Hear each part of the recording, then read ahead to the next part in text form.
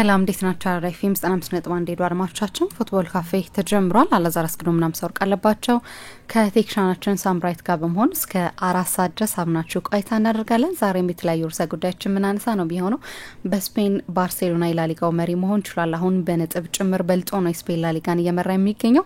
ይህንን ጉዳይ እናነሳለን። ከትናንትና በስቲያ ሪያል ማድሪድ በሪያል ቤቲስ ተሸነፈ። ትናንትና ደግሞ ባርሴሎና ከሶሴዳድ ጋር ያደረገውን ጨዋታ አሸነፈ። በእርግጥ በቀይ ካርድ መውጣት ነበረበት በሪያል ሶሴዳድ በኩል በገና በ17ኛው ደቂቃ ነበር ተጫዋች በቀይ ካርድ ያጡት። ግን ባርሳ 4 ግቦችን አስቆጥሮ አሸንፏል። ይህንን ጉዳይ እናነሳለን። ከጥቂት ጊዜያቶች በፊት በ7 ነጥብ ከሪያል ማድሪድ ጋር ርቆ ሪያል ማድሪድ ላሊጋውንም ያለምንም ችግር የሚያነሳ ይመስል ነበር። ነገር ግን አሁን ነገሮች ተለውጠዋል። ይህንን ጉዳይ የምናነሳ ነው የሚሆነው። በጨዋታው ላይ የነበረውን የላሚን ያማልን ድሪብሎችም እንደዚሁ የምናነሳ ነው የሚሆነው። በእርግጥ ላሚን ያማል ሲጫወት ሁልጊዜም ድሪብሎች አሉ። ይህንን ጉዳይ እንደዚሁ እናነሳለን። ከዛ ውጭ ግን በእንግሊዝ ትናንትና ማንቸስተር ዩናይትድ ከኤፍኤ ካፕ ውድድር ውጪ ሆኗል። ይሄ ምናልባት በአውሮፓ ውድድር ለመሳተፍ እድል እንዲኖረው ያደረገው ምክንያት ነበር። አምና በተለይ ኤፍኤ ካፕ ዋንጫን ማሳካቱን ተከትሎ ነው የአውሮፓ ሊግ ስፍራን ያገኘው። ዩናይትድ አሁን በዚህ አቋሙ በፕሪሚየር ሊግ ደረጃውን አሻሽሎ የአውሮፓ ቻምፒየንስ ሊግ ቦታን የአውሮፓ ሊግ ቦታን ያገኛል ተብሎ አይጠበቅም። ኤፍኤ ካፕ አንዱ እድል ሊሆን ይችል ነበር በቀጣይ ውድድር አመት ኤሮፓ ሊግ ለመሳተፍ። አሁን ያለው ብቸኛ ውድድር ወይም ብቸኛ ዋንጫ ላገኝበት የሚችለው ውድድር ኤሮፓ ሊግ ብቻ ነው። በእርግጥ እሱን ማሸነፍ የሚችል ከሆነ የአውሮፓ ቻምፒየንስ ሊግ ላይ በቀጥታ መሳተፍ ይችላል። ግን ለዩናይትድ ነገሮች ጥሩ አይመስሉም። ትናንትና በሜዳው ነው የተሸነፈው በፉልሃም። ይህንን ጉዳይ እንደዚሁ የምናነሳ ነው የሚሆነው። አድማጮቻችን ደግሞ በእነዚህ ርዕሰ ጉዳዮች ላይ ያላችሁን ሀሳብ አስተያየት በፌስቡክ ገጻችን ላይ ልታጋሩ እንችላላችሁ። የምንመለከታቸው ነው የሚሆነው። ከዛ ውጭ የዩቲዩብ ቻናል አለን ኢንኮን አላዛር አስገዶም ኦፊሻል፣ የቴሌግራም ቻናላችን ላይ እንደዚሁም ደግሞ አላዛር አስገዶም ፉትቦል ካፌ የፌስቡክ ቻናላችን ላይ ማግኘት ትችላላችሁ። ከዚህ በፊት የሰራናቸውን ፕሮግራሞች ከዚህ በኋላ የምንሰራቸውን ፕሮግራሞች እንዲሁም ደግሞ ለዩቲዩብ ብቻ ብለን የምንቀርጻቸውን ፕሮግራሞች ማድመጥ ከፈለጋችሁ የዩቲዩብ ቻናላችንን ላይክ፣ ሼር፣ ሰብስክራይብ ማድረግ ትችላላችሁ። እስከ 4 ሰዓት እንቆያለን። እንዴት አደርካለስ? እግዚአብሔር ይመስገን በጣም ደህና ነኝ። እንደምከረምሽ ምሳ አለን። እንዴት ነበር ሳምንቱ? ሳምንቱ ብዙ ትልልቅ ጨዋታዎች የነበሩት ሳምንት ነው። በጣሊያን ቅዳሜ ዕለት በተለይ በኢንተር ሚላንና በናፖሊ መካከል የተደረገው ጨዋታ በጨዋታው አስፈላጊነት ምክንያት ከፍተኛ ትኩረት አግኝቶ የነበረ ነው። መጨረሻ ላይ 1-1 ተጠናቋል። ስለዚህ ሴሪያውን በተመለከተ ባለፈው ሳምንት ጨዋታዎች ሲጀመሩ የነበረው ሁኔታ ነው ሳምንቱ ያበቃው። ምክንያቱም ሶስቱም ቡድኖች አቻ ስለሆነ የተለያዩት። በተለይ አታላንታ ከቬኔሲያ ጋር ነበር ጨዋታውን ያደረገው። ጎል ማስቆጠር ሳይችል ቀርቶ ነጥብ ጥሏል። ምሽት ደግሞ በተለይ በዲየጎ ማራዶና ስቴዲየም የሚደረገው ጨዋታ ላይ ሁለቱ ትልልቅ ቡድኖች አንደኛና ሁለተኛ ያሉት ቡድኖች ሲጫወቱ ቢያንስ አንደኛው ቡድን ነጥብ እንደሚጥል ስለሚታወቅ ለጋስፔሪኒ ቡድን ትልቅ አድቫንቴጅ ነበር። ደግሞ ከሁሉም ውድድር ውጪ ሆነዋል። ስለዚህ በሴሪያ ብቻ የሚያተኩሩበት እድል አላቸው። ግን መጥፎ ፐርፎርማንስ ነበር በጨዋታው ላይ። ጎል አስቆጣሪያቸው ማቴዎ ሬቴጊን ጭምር በኋላ ቀይረው አስወጥተውታል። ትልቁ የጎል ተስፋቸው እሱ ነው። ነገር ግን ለአታላንታ ጥሩ አልነበረም። ምሽት ደግሞ የሁለት አጋማሾች ጨዋታ ሊባል ይችላል መሰለኝ። ምክንያቱም በመጀመሪያ አጋማሽ ኢንተር በንጽጽር የተሻለ ነበር። ድንቅ ጎል ነው ፌዴሪኮ ዲማርኮ በቅጣት ምት አስቆጥሮ የነበረው። ለኢንተር የቅጣት ምቱ ከመመታቱ በፊት የነበሩት አማራጮች ሀካን ቻላኖሉ ወይም ፌዴሪኮ ዲማርኮ ናቸው። ሁለት በጣም ምርጥ አማራጮች ናቸው። ነገር ግን ከዛ በኋላ ጉዳት በዛ በኢንተር በኩል ሀካን ቻላኖሉ ማርከሽ ቱራምም ከጉዳት ጋር ነው ወደ ጨዋታው የመጣው። ብዙዎቹን በከፊል ፊት የነበሩ ተጫዋቾችን አሰልጣኙ ቀይረው እንዲያስወጡ ተገደዱ።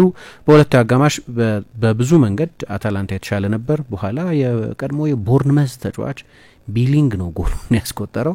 ደግሞ በመጨረሻዎቹ ደቂቃዎች ተጨማሪ ጎል ሊያስቆጥሩ ይችሉ ነበር። ያው በናፖሊ በኩል በእኔ አስተያየት ክረምት ጥር ላይ ዋንጫ ካልወሰዱ ያንን ዝውውር ተመልሰው የሚያዩት ይመስለኛል የክቪቻ ክቫራትስኬሊያን ዝውውር።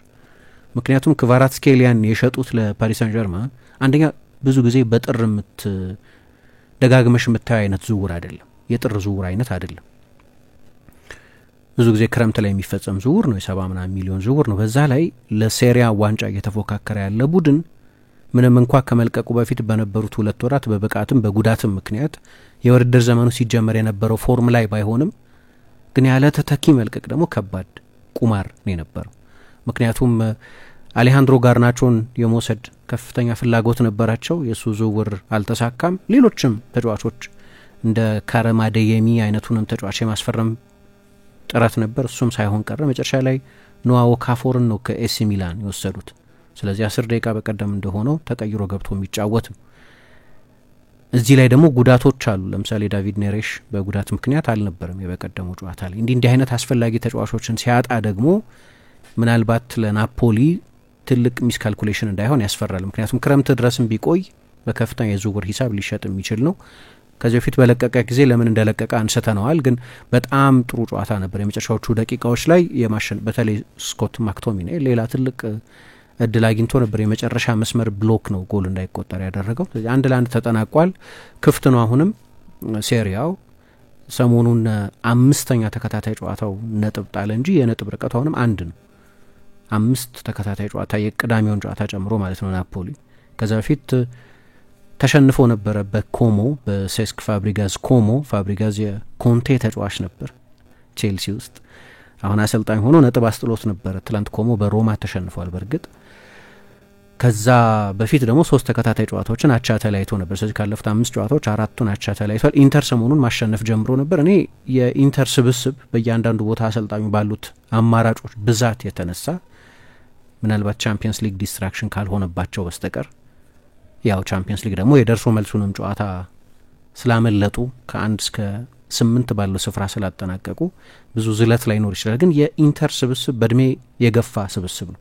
በ5 የአውሮፓ ሊጎች በእድሜ ትልቁ አቬሬጅ እድሜ ያለው፣ በቻምፒየንስ ሊግም በሊግ ጨዋታም ኢንተር ነው እና አንዳንዴ ልክ በሁለተኛ አጋማሽ እንዳየነው ጨዋታ የበለጠ ኢንቴንስ ሲሆን የኢንተር ተጫዋቾች በ90 ደቂቃ በዛው ተመሳሳይ የኢንቴንሲቲ መጠን ለመዝለቅ ሲያስቸግራቸው እናያለን። ዞሮ ዞሮ እሱ በጣም ትልቅ ጨዋታ ነበር።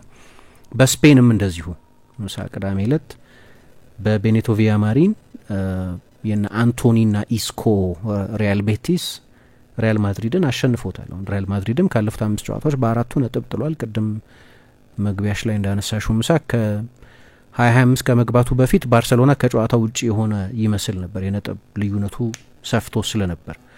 አሁን ግን በተለይ ከዚህኛው ሳምንት ጨዋታዎች በኋላ አትሌቲ በጣም ቅርብ ነው። ግን ከባርሰሎና አንጻር ካየነው አድቫንቴጅ ባርሰሎና፣ ምክንያቱም 3 ነጥብ ይሁን እንጂ በመጀመሪያው የኤል ክላሲኮ ጨዋታ ደግሞ ባርሳ 4-0 ነው ያሸነፈው። ለምን ይጠቅማል ይሄ? የመልሱ ጨዋታ ሲደረግ አንደኛ በባርሰሎና ሜዳ ነው የሚደረገው፣ ሁለተኛ እኩል እንኳ ቢሆኑ ከዚህ በኋላ ባርሰሎና ሌላ ጨዋታ ቢሸነፍና ማድሪድ አሸንፈው እንኳ እኩል ቢሆኑ እንደ 1 ነጥብ ወይም እንደ ጎል ክፍያ ብልጫ ነው የሚወሰደው። ሄድ ቱ ሄድ ነው የሚወስነው በላሊጋ። ስለዚህ ቀላል አድቫንቴጅ አይመስለኝም። ጉዳት ብዙ አለ በዚህ ውድድር ዘመን እንደምታውቂው። በቀደም በተለይ በጉዳትና በቅጣት ምክንያት ጁድ ቤሊንጋምና ፌዴ ቫልቬርዴ አለመሰለፋቸው ጨዋታውን ጥሩ ቢጀምርም ሪያል ማድሪድ አማካይ ክፍል ላይ ያለውን የአማካይ ክፍል ፍልሚያ በፍጹም ማሸነፍ አልቻለም። ኤድዋርዶ ካማቪንጋ፣ ኦሬሊዮን ሹዋሜኒ፣ ሞድሪች በጣም ጥሩ ተጫዋቾች ናቸው። ግን የፌዴ ቫልቬርዴና በቅጣት ምክንያት ያልተሰለፈው የጁድ ቤሊንጋምን ኢንፑት ቡድኑ አጥቷል። በዛ ላይ ኤምባፔ ከጉዳቱ ገና መመለሱ ነበር። የባለፈው ሳምንት የኮፓ ዴል ሬ ጨዋታ ላይ ያልተሰለፈም እንደምናስታውሰው። አሁን ደግሞ 75ኛው ደቂቃ ላይ ቡድኑ ጎል በሚፈልግበት ጊዜ ነው ተቀይሮ የወጣው፣ የበለጠ የቻምፒየንስ ሊግ ጨዋታውን ታሳቢ በማድረግ ማለት ነው። እና አሰልጣኝ አንቼሎቲ ራሳቸው በቡድናቸው ብቃት ደስተኛ ስላልነበሩ በዚህ መንገድ የምንጫወት ከሆነ ማክሰኞ እንሸነፋለን የሚል አስተያየት ነው የሰጡት። በተለይ የማድሪድ ጨዋታ እንዳለቀ ማታ ደግሞ የአትሌቲኮ ማድሪድና የአትሌቲክ ቢልባውን ጨዋታ ስታይ የማድሪድ የኢንቴንሲቲ ጉድለትና የምሽቱ ጨዋታ ግለት ተቃርኖን ልዩነቱን በግልጽ የሚያሳይ ነው የነበረው። ሁለት በጣም በጥሩ አቋም ላይ የሚገኙ ቡድኖች ናቸው አትሌቲኮ ማድሪድና አትሌቲክ ቢልባኦ። የመጀመሪያውን ጨዋታ ባለቀ ሰዓት አንሄል ኮሪያ ባስቆጠረው ጎል ነበር በኑኤቫስ ሳን ማሜስ አትሌቲኮ ማድሪድ አሸንፎ የነበረው። በዚህኛው ጨዋታ ደግሞ ሌላ ለቻምፒየንስ ሊግ ጨዋታ የተቆጠበ የክት ተጫዋች ተቀይሮ ገብቶ ባስቆጠረው ጎል ነው ያሸንፉት። ባለፈው ስለ መጨረሻ ደቂቃ ጎሎች ያነሳው ይሄ የመጨረሻ ደቂቃ ጎል አይደለም፣ ግን የሁለተኛ አጋማሽ ጎል ነው። ቀላል ጨዋታ አልነበረም እሱም ጨዋታ፣ ምክንያቱም ሶሲዳድ ቢልባኦ ከኦክቶበር በኋላ ምንም ጨዋታ አልተሸነፈም። ሊቨርፑልና ቢልባኦ መሰሉኝ ተከታታይ ጨዋታዎችን ረጅም ጊዜ ባለመሸነፍ የተጓዙት የ5 የአውሮፓ ሊጎች የሊግ ቡድኖች።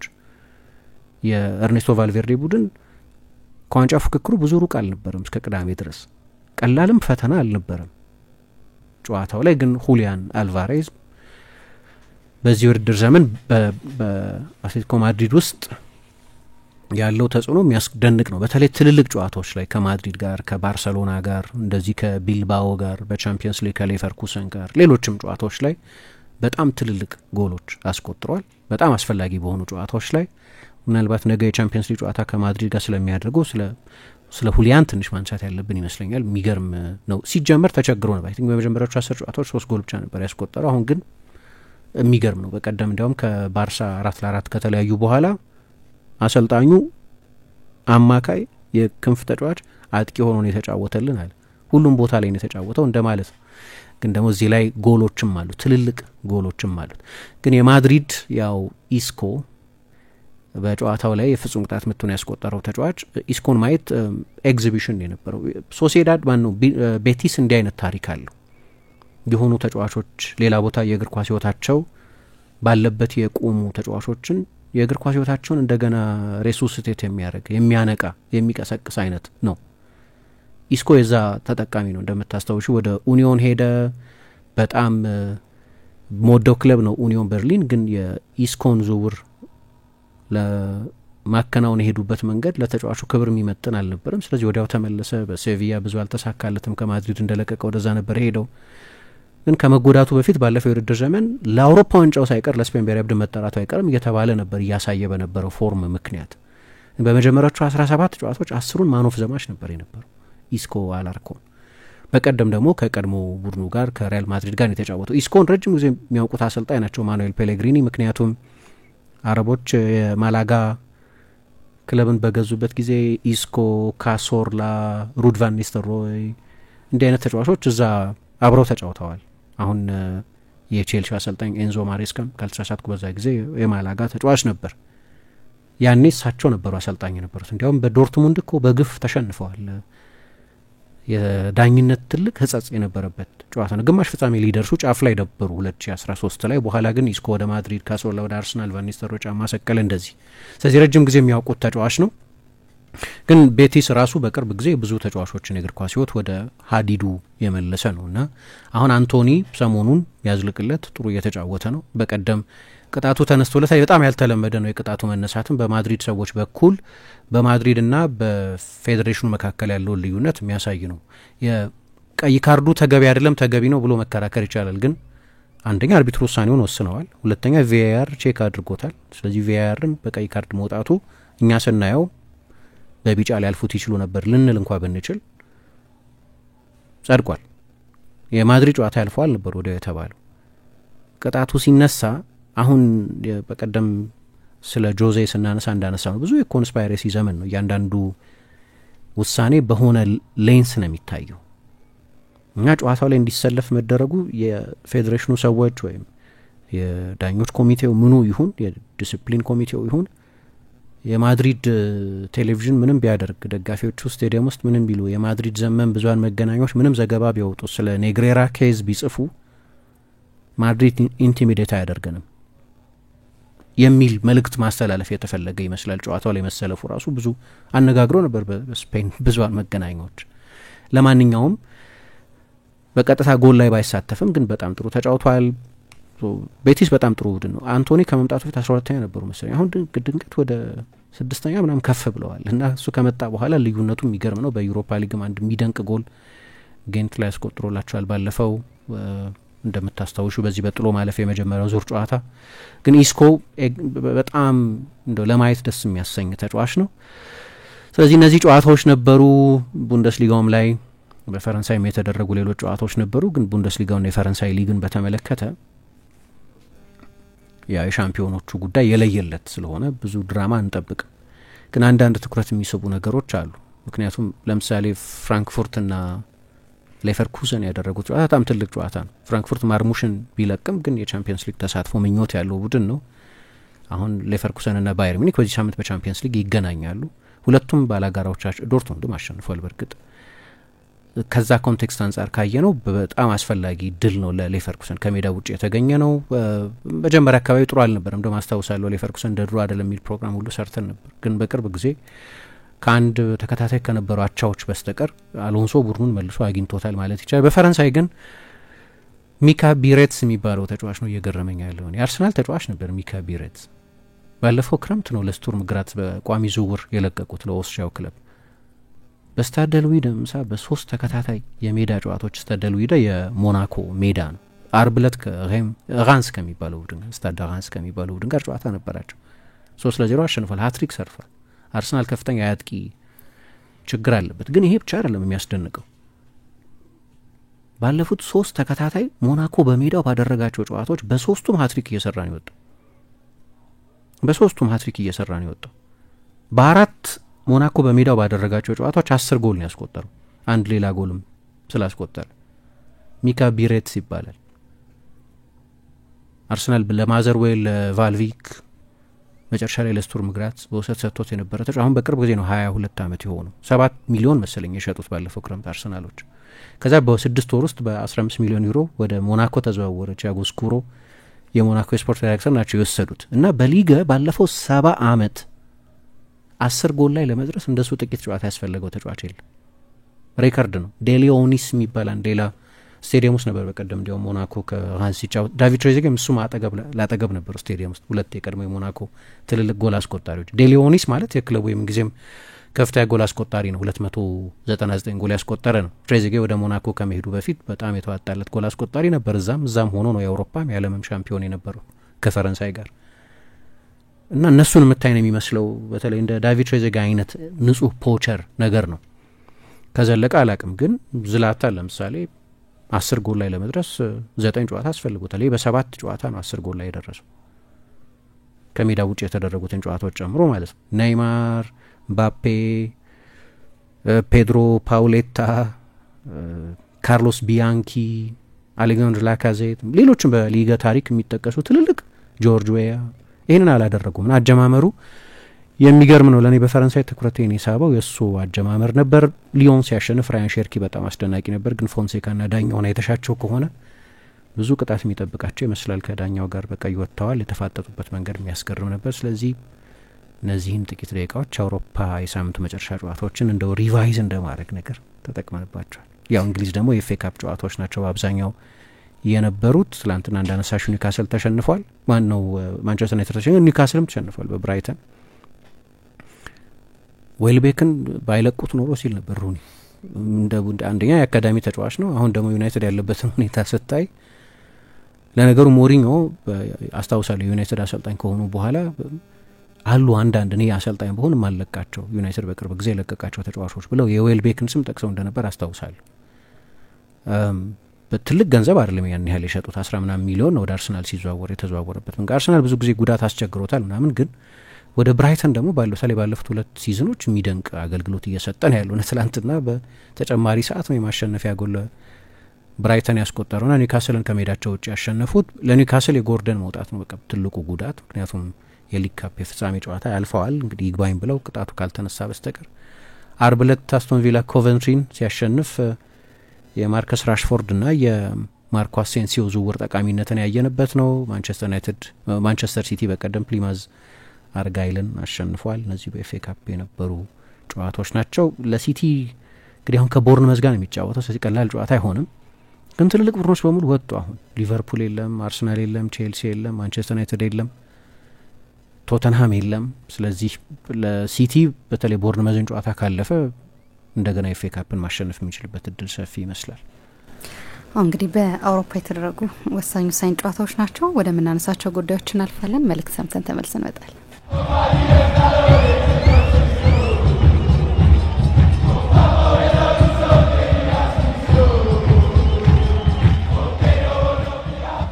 ተመልሰናል። አድማጮቻችን አራዳ ኤፍ ኤም 95.1 ላይ ነው የምትገኙት። ወደ መጀመሪያው ጉዳያችን ለፍ ባርሴሎና የላሊጋው መሪ መሆን የቻለበትን ውጤት ነው ትናንትና ማስመዝገብ የቻለው።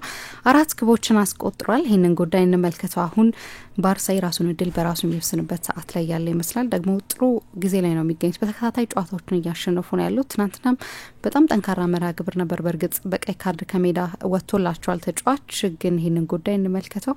አትሌቲኮ ማድሪድም አለ። ለነገሩ ፉክክሩ ከአንድ ክለብ ጋር ብቻ የሚደረግ አይደለም። እንዲያውም ማርች 14 ከአትሌቲኮ ማድሪድ ጋር በአትሌቲኮ ማድሪድ ሜዳ በጨዋታ ይደረጋል በሜትሮፖሊታኑ። ስለዚህ በጣም ከባድ ጨዋታ ነው የሚሆነው እሱ። ግን እንዳነሳሽው ሪያል ሶሲዳድ ደግሞ በዚህ ውድድር ዘመን ባርሰሎናን ካሸነፉት ቡድኖች መካከል አንደኛው ነው። በአኔዮታ 1-0 አሸንፎት ነበር በቤከር ባስቆጠረው ጎል። የትላንትናው ጨዋታ በባርሰሎና ኦሊምፒክ ስቴዲየም በሞንትዊክ በሚባለው ነበር የተደረገው። ባርሳ 4-0 አሸንፏል። ያው የቅዳሜው ጨዋታ ውጤት ይታወቃል። ስለዚህ ለባርሰሎና ጨዋታው በጣም አስፈላጊ ነበር። 4 ጎሎች በድጋሚ ያስቆጥረዋል። አጠቃላይ በዚህ ውድድር ዘመን በሁሉም ውድድሮች 40ኛ ጨዋታው ነበረ የሃንዚ ፍሊክ ባርሰሎና 124 ጎሎች አስቆጥሯል። ታስታውሽ እንደሆነ ቻቪ ኤርናንዴዝ በ2022-23 የውድድር ዘመን የላሊጋው አሸናፊ ሲሆን የዚያ ቡድን ጥንካሬ የነበረው በአብዛኛው በተከላካይ መስመሩ የነበረ ሶሊድ መሆን አስታውሳለሁ። እንዲያውም አንዳንዶቹ የመከላከል ቁጥሮች የቻቪ ሳይሆኑ የፋቢዮ ካፔሎን ይመስላሉ። ፋቢዮ ካፔሎ የሚልበት ምክንያት ያው የእሳቸው ኤሲ ሚላን ከአሪጎ ሳኪ ኤሲ ሚላን በተለየ ሁኔታ የበለጠ በጥብቅ መከላከል በቢሊ ኮስታ ኩርታ፣ በፓውሎ ማልዲኒ፣ በፍራንኮ ባሬቲ፣ በሌሎቹም ተጫዋቾች በተለይ 1994 ላይ የሴሪያ ሻምፒዮን ሲሆኑ 36 ጎል አስቆጥሮ 35 ጎል ተቆጥሮ አይነት ነገር ነው። በጣም ሶሊድ የሆነ ዋንጫ የወሰደው በመከላከል አቅም ኢንቪንሲብል ነበር። ሙሉ ሲዝኑን አልተሸነፈም እና የቻቪ የባርሰሎና ልጅ ስለሆነ የምንገምተው በቃ ዶሚናንት የሆነ ቡድን ተጫውቶ ቡድን ገንብቶ ሻምፒዮን ይሆናል የሚል ነው። በረም በጎሎች ያስቆጠረ የነበረ ቡድን ነው። ግን 20 ጎል ብቻ ነው የተቆጠረበት። ስለ ባርሰሎና ይሄንን ምን ላይ መስለም አይደለም 20 ጎል ብቻ የተቆጠረበት ቡድን ነው የነበረው። ይሄ ለመጨረሻ ጊዜ ባርሳ ሻምፒዮን ሲሆን የቡድኑ መልክ ነው። አይ ቲንክ ከ38ቱ ጨዋታዎች በ25ቱ ወይ በ26ቱ ጎል ሳይቆጠርበት ነው የወጣው ማርክ አንድሬ ተር ስቴገን። በእንግሊዝ የፔተር ቼክ ሬከርድ መቼም አይሻሻልም። የጆዜ ሞሪኞ የ2004-5 ቡድናቸው 25 ክሊንሺቶች 15 ጎሎች ብቻ የተቆጠሩበት ነበረ። ልክ እንደዚህ አይነት ነው ያኛውን ባርሰሎና። ሊያውም የተወሰኑት ጎሎች ሻምፒዮን መሆኑን ካወቀ በኋላ በተደረጉ ጨዋታዎች የተቆጠሩ ናቸው። ይሄኛው ደግሞ ሌላ ጫፍ ላይ ያለ ነው። መጨረሻ ላይ ሻምፒዮን የሚሆን ከሆነ በዚህ በአውሮፓ አንደኛ በሆነ የማጥቃት ኃይሉ ምክንያት 124 ጎል ማለት ባርሰሎና በታሪኩ በየጨዋታው ከፍተኛውን አቬሬጅ እያስቆጠረ ያለ ከ3 በላይ ነው በየጨዋታው የሚያስቆጥራቸው ጎሎች አማካይ ቁጥር በሁሉም ውድድሮች በሰፋፊ ውጤት ያሸነፈባቸው ጨዋታዎች አሉ። ስለ ባርሰሎና ጎሎች ብቻ አንድ ፕሮግራም ሰርተናል እንደምታስታውሹ ከአንድ 3 ሳምንት በፊት ወይ እንደዚህ። ትላንትና እንደዛ ነበር። የትላንትናው ብዙ አስቴት ለመስጠት ያስቸግራል። ምክንያቱም አሪት ኤሉስቶንዶ በጊዜ ነው በቀይ ወጣው። ገና 16ኛው ደቂቃ ነው በቀይ ወጣው። ስለዚህ የተቀረውን ጊዜ በሙሉ በ10 ተጫዋች ነው የተጫወቱት። ሁለተኛ ኢማኑኤል አልጓሲል በጉዳት በርካታ ተጫዋቾች አልነበሯቸውም። 8 ተጫዋቾች እንደ ሚካኤል ኦያርሳባል አይነት ተጫዋቾችን ጨምሮ። ግን ደግሞ አሰልጣኙ ራሳቸው በግልጽ እንደተናገሩት በተለይ ከኤሉስቶንዶ በቀይ መውጣት በኋላ ትኩረታችን በሙሉ ሐሙስ ከማንቸስተር ዩናይትድ ጋር በሚደረገው የዩሮፓ ሊግ ጨዋታ ነበር ብለዋል። እነ ማርቲን ዙቢሜንዲን ቀይሮ ያስወጡበትን ጊዜ ካየሽ በቃ ባርሳ ሁለተኛው ጎል ካስቆጠረ በኋላ ቶሎ ቤሬን ዙቢሜንዲን አይነት ተጫዋቾች ቀይሮ አስወጡ። ሀሳባቸው በሙሉ የነበረው የሐሙሱ የዩሮፓ ሊግ ጨዋታ ነው። ተጫዋች በጊዜ በቀይ ስለወጣባቸው እና ደግሞ በኮፓ ዴልሬ ውስጥም ስላሉ በየ3 ቀኑ ዩሮፓ ሊግ ውስጥ አሉበት፣ ኮፓ ዴልሬ ውስጥ አሉበት። ላሊጋ ነው። በየ3 ቀኑ በዚህ ስኳድ ከነዚህ ጉዳቶች ጋር ነው ጨዋታ እያደረገው ያለ። ስለዚህ ለባርሰሎና ፐርፎርማንስ ብዙ መናገር አይቻልም። የትላንትናው ጨዋታ ብቻ ወስዶ ብዙ አስተያየት ለመስጠት የሚያስቸግር ይመስለኛል። ምንም እሳቸው እንዳሉት እንዲያውም ባርሰሎና 11-11 ሆነን ጭምር ሁልጊዜ አንድ ትርፍ ሰው ለማግኘት ችግር የሌለበት ነው። ሁሌም ትርፍ ሰው አለ፣ ስፔርማን ሁሌ አይጠፋም። በ10 ተጫዋች ስንሆን ደግሞ እንዴት አስቸጋሪ ሊሆን እንደሚችል መገመት አይከብዳችሁም አሉ። ለባርሳ 6ኛ ተከታታይ ድል ነው በላሊጋው። ከ2025 መግባት በኋላ የቡድኑ ፎርም የሚገርም ነው። 3 አቻዎች ብቻ ነው ያሉት በ3 የተለያዩ ውድድሮች። አንዳንዶቹ ብዙ ጉዳት የሌላቸው ለምሳሌ ከአታላንታ ጋር የተደረገውን ጨዋታ 2-2 ነበር ያጠናቀቁት። ከሄታፌ ጋር 1-1 ተለያይተዋል። በቀደም ደግሞ ከአትሌቲኮ ማድሪድ ጋር 1-1 ተለያይተዋል። ከነዚህ ጨዋታዎች በስተቀር 2025 ከገባ በኋላ ሌሎቹን ያደረጓቸውን 12 ጨዋታዎች አሸንፈዋል። በሚያስገርም ሁኔታ ይሄኛው የሃንዚ ፍሊክ ባርሰሎና በቃ ያለፈው የውድድር ዘመን ስብስብ ከዳኒ ኦልሞ በስተቀር አዲስ ተጫዋች የለው። እንዲያውም የለቀቁ ተጫዋቾች አሉ። እንደ ኢልካይ ጉንዶዋን አይነት ተጫዋቾች ደግሞ የለቀቁ ጭራሽ አሉ። ስብስቡ ወይ ያለፈው የውድድር ዘመን ስብስብ ነው ወይ በመጠኑ ተዳክሟል። ማለት ከአካዳሚው ከመጡት እንደ ካሳዶ ትላንት ጎል ያስቆጠረው ጄራርድ ማርቲን፣ ሄክቶር ፎርት አይነት ተጫዋቾች በስተቀር ያለፈው አይነት ስብስብ ነው ይሄ። አሰልጣኙ ከጨዋታው በኋላ ማንም የውድድር ዘመኑ ሲጀመር ባርሳ ማርች ገብቶ ለ3 ዋንጫ ይፎካከራል ብሎ የገመተ አልነበረም። ሱፐር ኮፓ ኢስፓኛን አሸንፈዋል፣ ሊያውም 5-2 ሪያል ማድሪድን ረተው። ይሄ ለአሰልጣኙ የማሰልጠን ክህሎት ብዙ ያለ ንፉግነት አድናቆት መስጠት እንደሚገባ የሚያሳይ ይመስለኛል። ይሄው ስብስብ ነው ባለፈው የውድድር ዘመን ስትራግል ያደረገ የነበረው። የቀውስ አመት ነበር የባለፈው የውድድር ዘመን የባርሰሎና አመት። አሰልጣኙ በዚህ ሳምንት ከቤንፊካ ጋር ጨዋታ አላቸው አይደለም በቻምፒየንስ ሊግ። ስለዚህ እሳቸውም ልክ እንደ ኢማኑኤል አልጓሲል ሁሉ የተወሰኑ ተጫዋቾችን አፈራርቀዋል። ለምሳሌ የመጀመሪያውን ጎል ያስቆጠረው ጄራርድ ማርቲን፣ ሁለተኛውን ጎል ያስቆጠረው ማርክ ካሳዶ በአሌሃንድሮ ባልዴና ሰሞኑን የባርሰሎና የመጀመሪያ ተመራጭ 6 ቁጥር ሆኖ እየተጫወተ ያለው ፍራንኪ ዲዮንግን ተክተው ገብተው ተጫውተዋል እና ኢኒጎ ማርቲኔዝን አሳርፈው ደግሞ ሌላ ተጫዋች ተጠቅመዋል። ስለዚህ አሰልጣኙ የተወሰኑ የተጫዋቾች ለውጦች አድርገዋል። ግን ለእኔ ጨዋታ ያለቀው ገና በቃ 15ኛው ደቂቃ ላይ አሪት ኤሉስቶንዶ የቡድኑ አምበል ጥፋት ዳኒ ኦልሞ ላይ ሰርቶ በቀይ ሲወጣ ነው። ሌቫንዶቭስኪ ነበር ኳሱን የሰጠው። ከሪያል ሶሲዳድ የተከላካይ መስመር ጀርባ ነበር የሮጠው ተጫዋቹ ወደ ሮሜሮ ወደ ሶሲዳዱ ግብ ጠባቂ። ነገር ግን ኤሉስቶንዶ ጥፋት ሰርቶ በቀይ ወጣ። ግን አሁን ክርክሩ እዚህ ጋር ሃቪ ሎፔዝ የሚባለው ሌላኛው የሪያል ሶሲዳድ ተጫዋች አጠገቡ ነበር። ስለዚህ ሊደርስበት ይችላል ነበርም ወይ? አሪት ጥፋት ሰርቷል፣ ልክ ነው። አርቢትሩ ከጨዋታው በኋላ በጨዋታ ሪፖርታቸው ላይ በማች ሪፖርታቸው ላይ እንዳሉት ግልጽ የጎል ማስቆጠር እድልን ስላጨናገፈ ነው በቀይ ያስወጣሁት ብለዋል። ይሄ በጠቅላላው ትክክል ነው። ግን ሃቪ ሎፔዝ አጠገባቸው ነበር። ያው እንደምታውቂው አሁን በስፔን ብቻ አይደለም ግን በስፔን ባለው የዳኝነትን ጉዳይ በተመለከተ እየተነሳ በሚገኘው ክርክር ምክንያት እያንዳንዱ ጉዳይ የሴራ ትንተና ይሰጥበታል። የኔግሬራ ኬዝም ይነሳል። ኔግሬራ የሚባሉ ሰው የባርሰሎና ፔሮል ውስጥ ነበሩ፣ ለዚህን ያህል አመት እንደዚህ ያህል ሚሊዮን ተከፍሏቸው እንደዚህ ብሉ የሚል እስካሁን ድረስ እልባት ያላገኘ ጉዳይ ነው። ስለዚህ ወዲያው ይሄ ውሳኔ እንደተላለፈ ያው የሴራ ትንተናው ሶሻል ሚዲያ ላይ ሲራገብ ታየዋለሽ። የሪያል ሶሲዳድ አሰልጣኝ ኢማኑኤል አልጓሲል ቀይ ነው አሉ ጨዋታው ካለቀ በኋላ። በአርቢትሩ ውሳኔ እስማማለሁ አሉ። እሳቸው ሌላ የቀረበላቸው ማነጻጸሪያ በቀደም ታስታውሺ እንደሆነ ባርሰሎና ከሪያል ቤቲስ ሲጫወት የፍጹም ቅጣት ምት የተሰጠበት ውሳኔ ሩዲገር ነው አይደለም ጥፋቱን የሰራው። ልክ እንደዚሁ ነው ስህተቱ አሉ እሳቸው ሩዲገር በቀይ ያለ መውጣቱ ነው በቀደም። ምክንያቱም ከዚህ ጋር ተነጻጻሪ ጥፋት ነው እና ለእኔ የሚያከራክር ቀይ ካርድ አይደለም ብለው ነገሩን አረገቡት። እሳቸው ለምሳሌ ከጨዋታው በኋላ አብዝተው ፍትህ ጎደለ ቢሉ ኖሮ ነገሩ የበለጠ ይከር ነበር። ግን አሰልጣኙ ኳስ በመሬት ማድረግ ነው የፈለጉት። ትላንትና በነገራችን ላይ 324ኛ ጨዋታቸውን ያደረጉት በሶሲዳድ አሰልጣኝነት በታሪክ 3ኛው ብዙ ጨዋታን በአሰልጣኝነት የመሩ አሰልጣኝ ያደርጋቸዋል። ጆን ቶሻክ ዌልሻዊ አሰልጣኝ 386፣ ቤኒቶ ዲያዝ 391 ጨዋታ አድርገዋል። በጊዜ ጎል አስቆጥረው ነበር። በእርግጥ ለምን የመስመር ዳኛው ያን ያህል ተዘገዩ አላቅም። ግን ሰርጂዮ ጎሜዝ ገና በ3ኛው ደቂቃ ጎል አስቆጥሮ ነበር። ቅድም አንደኛው ሮቴት የተደረገው ተጫዋች ሮናልዶ አራውሆ ነው ለባርሰሎና ሌላኛውን ጎል ያስቆጠረው ተጫዋች። አሰልጣኙ የተወሰኑ ተጫዋቾችን አፈራርቀዋል። ግን በሶሲዳድ በኩል ከቀይ ካርዱ ባሻገር ቅድም እንዳነሳሁት ኦያርሳባል፣ ሱሲች፣ ናያፋ ጌርድ፣ ታኬፉሰ ኩቦ በላማሲያ ውስጥ የነበረው በማድሪድም የነበረው ልጅ እነዚህ ሁሉ ተጫዋቾች አልነበሩ።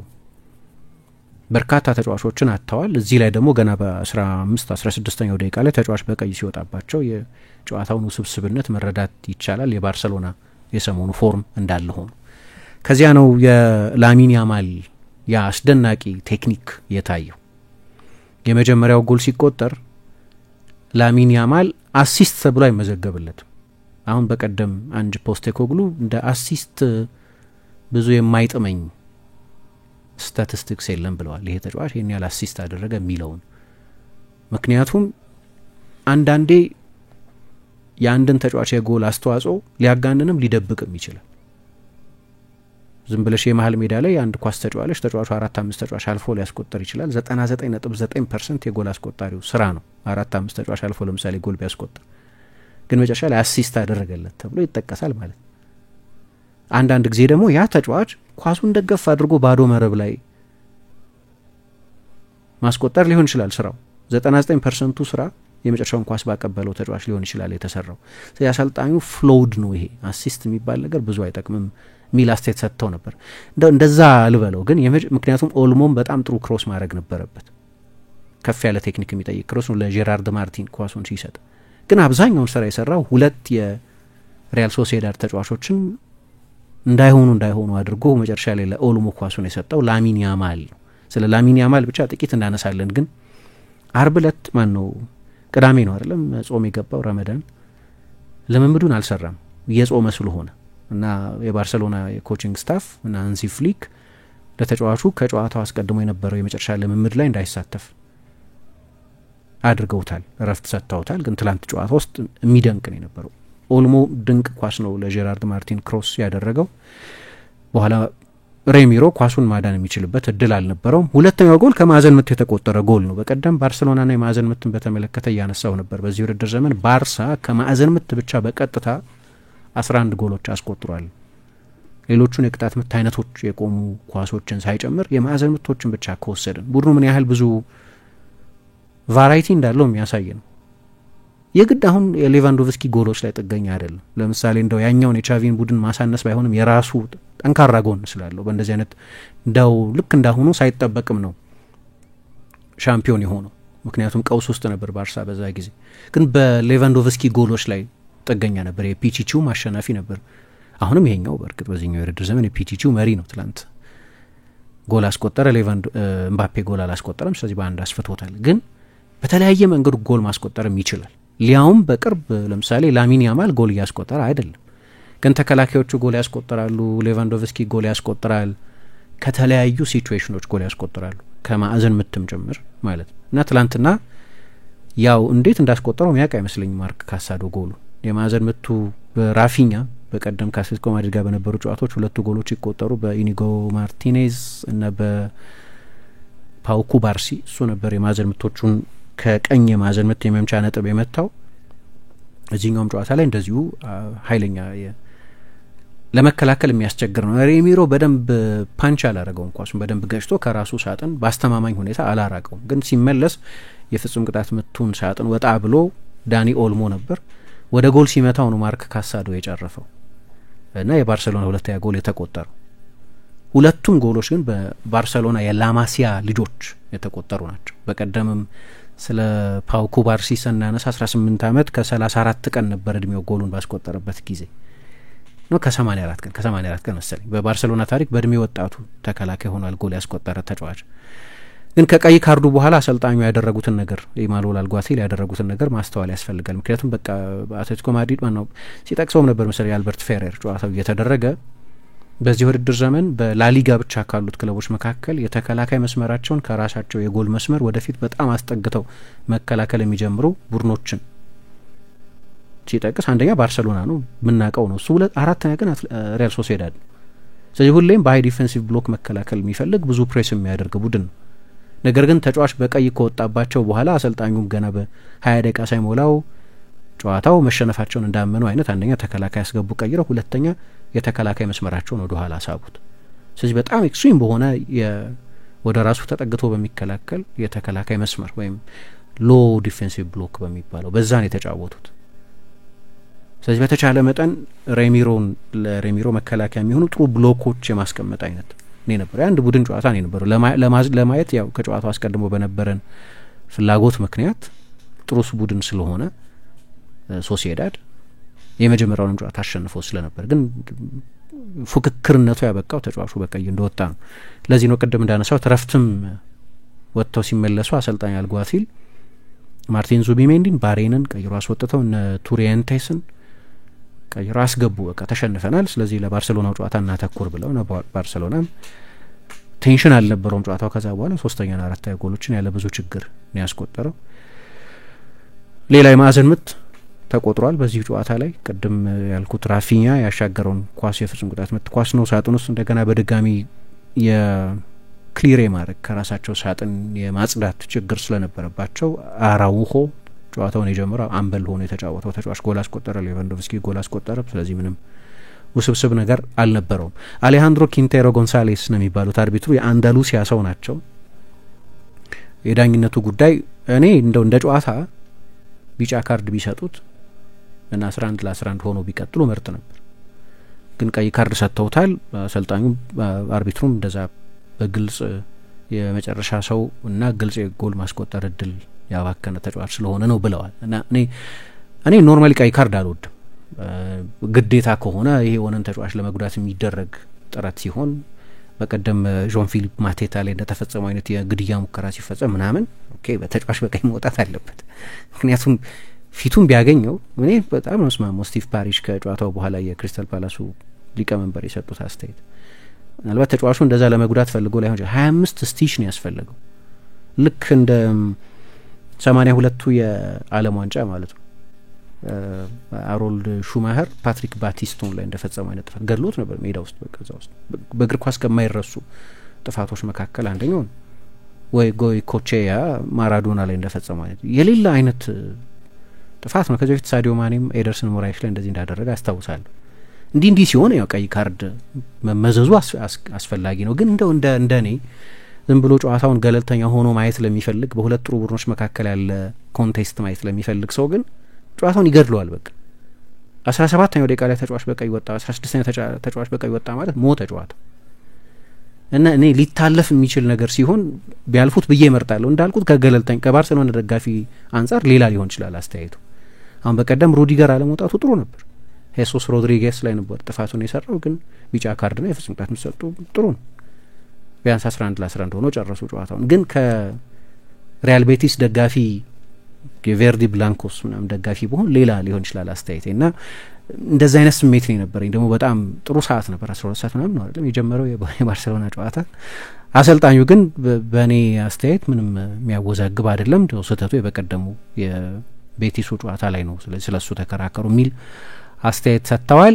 ለባርሴሎና ይሄኛውን ጨዋታ ሌላ ስፔሻል የሚያደርገው ያው ቅድም ያልኩት ሁለቱ የላማሲያ ተጫዋቾች ጎል ማስቆጠራቸው ነው። በቀደም ኩባርሲ ጎል አስቆጥሮ ነበር። አሁን ደግሞ ማርቲንና ኩባርሲ በሮቴሽን የተሰለፉ ተጫዋቾች ናቸው። ባልዴን ለማሳረፍ ነው ጄራርድ ማርቲን የተጫወተው። አሁን የባርሴሎና በብዙ ቦታዎች ላይ ሁለት ተጫዋቾች አሉት። ለምሳሌ ጋቪ ቤንች ነው አይደል? ምክንያቱም ኦልሞ አላቸው። ዲዮንግ አርፎ ነበር፣ ምክንያቱም ካሳዶ አላቸው። እንዲህ አይነት ቅንጦቶች አሏቸው አሰልጣኙ። ከፊት ሌቫንዶቭስኪን አልፎ አልፎ ማሳረፍ ቢያስፈልጋቸው የሌቫንዶቭስኪን ያህል ጎል አስቆጣሪ አይደለም፣ ግን ከሌቫንዶቭስኪ የበለጠ የፕሬሲንግ ተጫዋች ነው። ስለዚህ ፌራን ቶሬዝን መጠቀም ይችላሉ። የመሀል ተከላካይ ቦታ ላይ አሁን ክርስቲያንሰን ተመልሶ ጉዳቱ አገረሸበት ተባለ እንጂ እሱ አለ፣ ኩባርሲ አለ፣ ኢኒጎ ማርቲኔዝ አለ፣ ሮናልድ አራውሆ አለ። ብዙ አማራጮች አሏቸው አሰልጣኙ።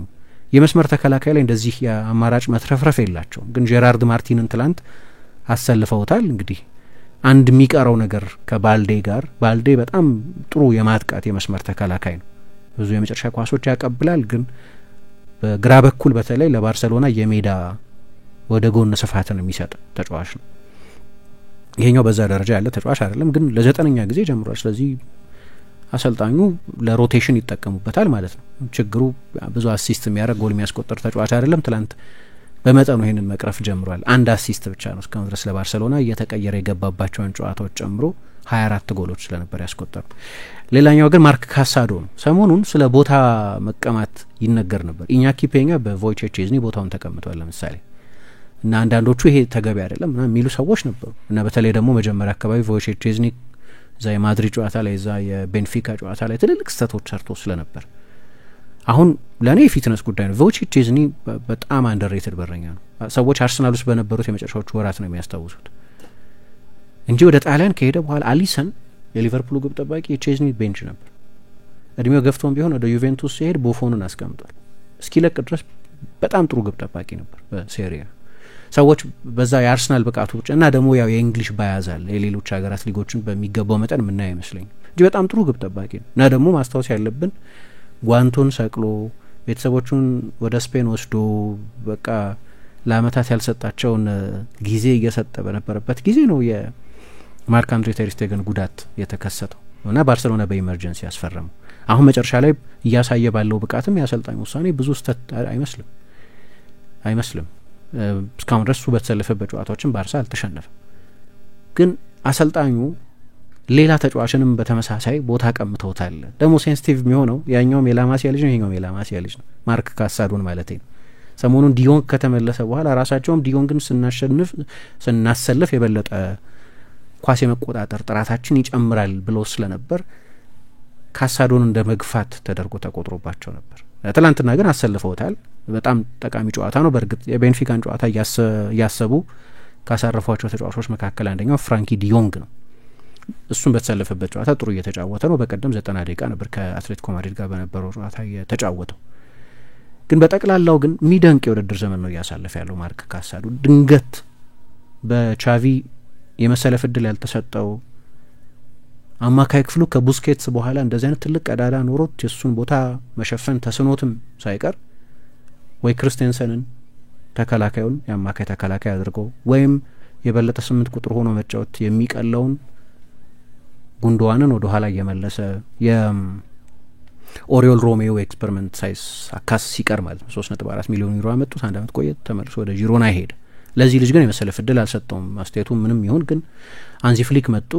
መጀመሪያ ከማርክ ቤርናል ጋር ነበር የሚያጣመሩት። ከማርክ ቤርናል በኋላ ግን የቡድኑ 6 ቁጥር ሆኖ ከ3 ጨዋታ በስተቀር ሁሉንም ጨዋታ አድርጓል። ከሴቪያ፣ ከቪያሪያል፣ ከኦሳሱና ጋር ብቻ ነው ያልተጫወተ። አንድ ጨዋታ በቅጣት ምክንያት አልፎታል ከላስ ፓልማስ ጋር ባለፈው በቀይ ወጥቶ ስለነበር የሴቪያው ጨዋታ ላይ። ሌሎቹን ጨዋታዎች ግን በሙሉ ጀምሯል። አሁን ጠቅላላውን ካየን በጣም የሚደንቅ የውድድር ዘመን ነው እያሳለፈ ያለው። ከአሰልጣኙ የመጀመሪያ ተሰላፊዎች መካከል አንደኛው ነው ከሞላ ጎደል ማለት ነው።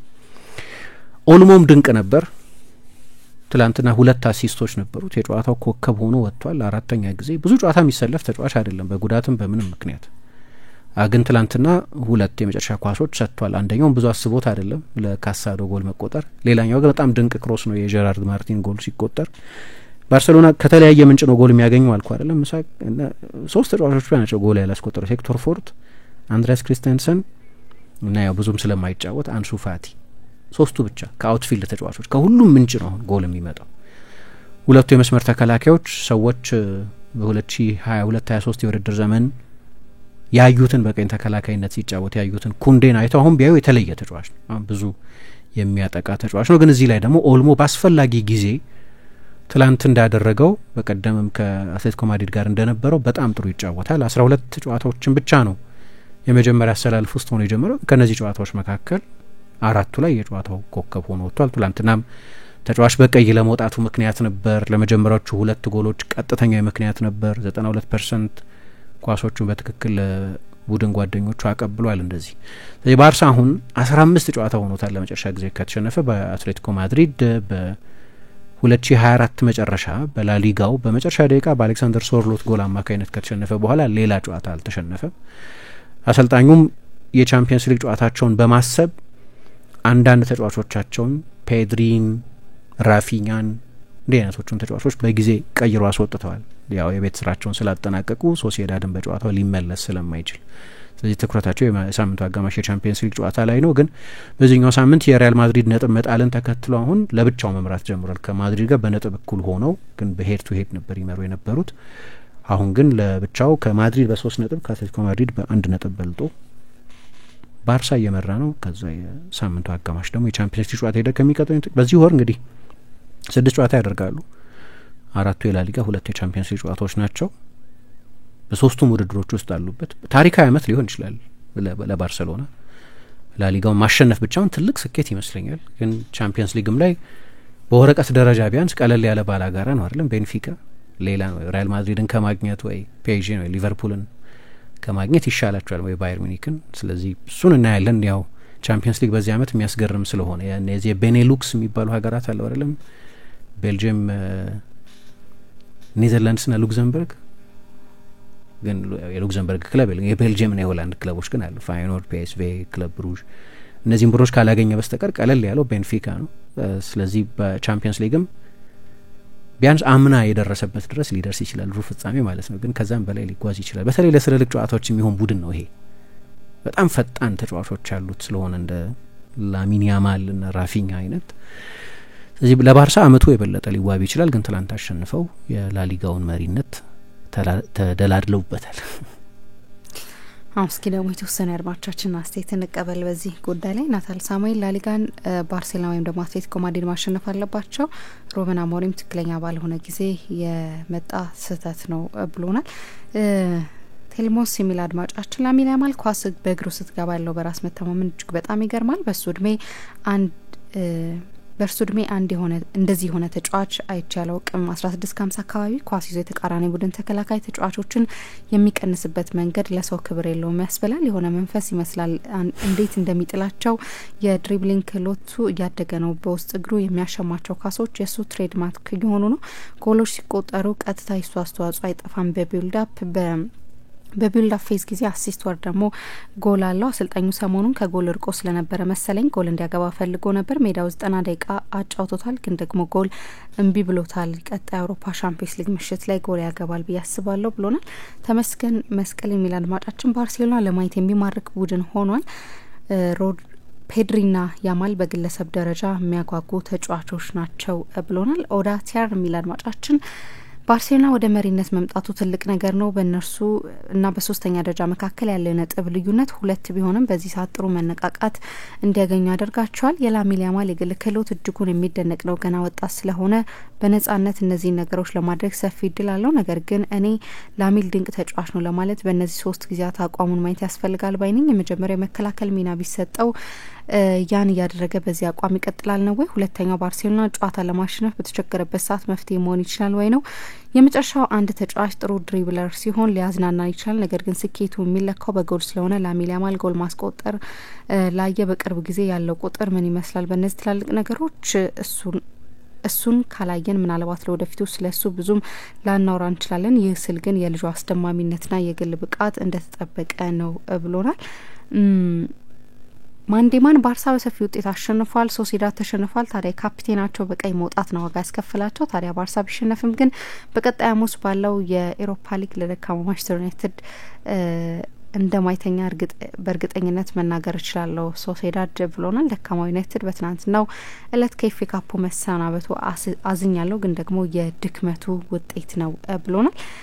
ደርበው የባርሴሎና ጨዋታ መንገድ የተተኪ ተጫዋቾች ጥራት ደረጃ፣ የያማል ደረጃ ማደግ፣ የራፊኒያ ምርጥ ፐርፎርማንስ፣ የላማሲያ ፍሬዎች በመከራ ጊዜ ማዳን ጥሪ እንድትሰጣቸው የጦር ሰራዊቶች በተገቢ መንገድ ደርሰውለት ስላየው ደስ ብሎኛል። አሰልጣኙም የባርሳ መንገድ ሳይለቁ ለዚህ አብቅተውታል። አጨርሳቸው እንዲያምር እመኛለሁ ብሎናል። እናመሰግናለን አድማጮቻችን። አሁንም አብራችሁ እንድትቆዩ ነው የምንጋብዛችሁ።